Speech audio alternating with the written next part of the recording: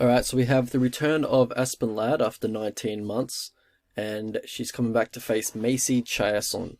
I believe I'm pronouncing that correct. I think I'm pronouncing it wrong now that I think about it, but I'll just call her Macy from here on. Sorry about that. Alright, so Macy, she does have a 5-inch height advantage and a 6-inch reach advantage, which is quite significant considering the weight class. Alright, so we'll break down the strike into these two. So for Aspen Ladd, she likes to walk opponents down. She likes to get in your face, just kind of walk you down. She is a little bit plodding, a little bit predictable with her movement. She kind of just follows you around the cage. Her head doesn't move off center line all too often, especially when she's throwing her offense, which is why she's so open to those counters and how she got caught, really quickly by Jermaine Durandamy. But yeah, she's mostly boxing. She likes to lead with the left hook quite often, so that's usually her entry, and then she looks to land the straight right from there. 2 3s, 1 2s, yeah. Macy, she likes to be the one coming forward as well. She will kind of find herself in the clinch quite often. Her forward movement, she kind of, gets a little bit too aggressive maybe, and then, finds herself in the clinch. Look for knees in the clinch, but yeah, a lot of blitzing, a lot of blitz 2 3s, and then she generally finds herself in the clinch, yeah. Just anytime she's in close with somebody, she's looking for the clinch. And she's not very good at utilizing her God-given reach. She did show better striking at distance in the Renault fight. Nice straight right, nice 1-2. But yeah, for the most part, she's kind of crashing into the clinch. Alright, so break down the grappling, the wrestling of these two. So for Aspen Ladd, she has a nice body lock, outside leg trip. Sometimes she'll just kind of grab the body lock and try to muscle the opponent down, which will work a lot of the time. She is quite strong for the weight class.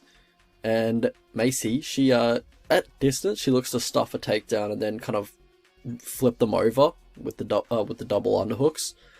And yeah, if she gets on top, she's not as dangerous as Aspen Ladd would be if Aspen Ladd gets on top.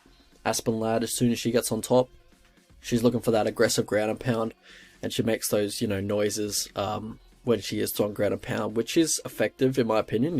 It sends the ref and it sends the judges a message at the very least. But like you saw how quickly, I can't remember the ref, it might have been Herb Dean or Herzog, stepped in when she started, throwing those ground and pound shots on Tonya Evinger. Like that would not have been stopped in any other fight. But I think it's effective, honestly. For Chiasson on top, she leads with the one arm when she's entering opponent's guard, and it's just armbar sitting. Like if you have a decent guard player, she's gonna get subbed one day. She doesn't have good, like she grits out some submission attempts from opponents, but as soon as she faces a good BJJ person, I think she's gonna get subbed. How these guys win fights? For Aspen Ladd, she has good ground and pound, and she has good aggression. Yeah. And for Chiasson, she has a bit of natural power, in my opinion, seems like it. She has a good frame for the division. Barely takes advantage of it, really. Like, doesn't use her length at range, and in the clinch she still gets muscled around a little bit. But she does have a big size advantage here.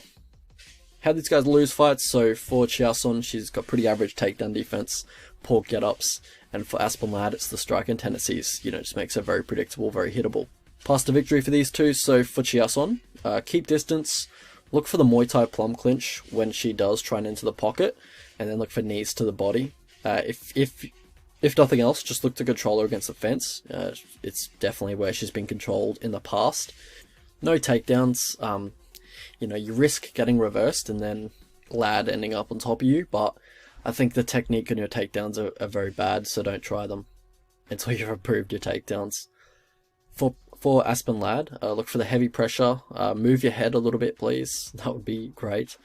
Body lock throws, try and muscle her down. Look for control and then try to advance when you're in top position, and then you can go for damage. Just be prepared for that single leg that she'll go for as a get up. She only has one get up, and it's when she grabs a single leg after shrimping out. So, if you defend that, then you can control her pretty easily on the ground. How I see the fight going? So I feel like the striking will be a little bit of a brawl on the feet. Kind of leaning Ladd because of her grit and her volume. Macy has the potential to snipe at her at distance and take advantage of the head movement of Ladd, or, lack thereof. But her striking isn't at the level of Jermaine Durandamy, and she's not going to really be able to take full advantage of those tendencies of Aspen Ladd. However, I do think the power advantage, or the the potential to cause damage to their opponent does go to Chiasson, because she has pop and Aspen is there to be hit. Like Macy, she seems to be slowly realizing that she has a 72-inch reach, and she is getting better at using it and fighting to her, physical advantages, her natural physical advantages. But I feel like Aspen is going to inspire a brawly type of fight, and there's going to be a lot of clinching. In the clinch, I do think Macy can dominate here. She seems quite strong in the clinch, controlling Lena Landsberg in the clinch, which is good. Lena's a decent clinch player herself, and Lena controlled Aspen Ladd in the clinch pretty easily. But yeah, height matters a lot in the clinch.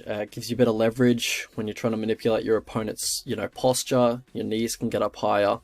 That's why it looks so easy for Chiasson to throw knees to the body. She just flicks it up, whereas your average Joe or your what's her name, Aspen Ladd, they're going to struggle to get in position to throw such a technique like knees to the body.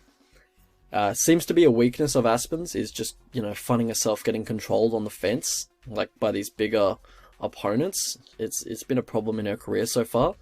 Chiasson's last fight with Renault was fairly close, and Aspen does train with Renault.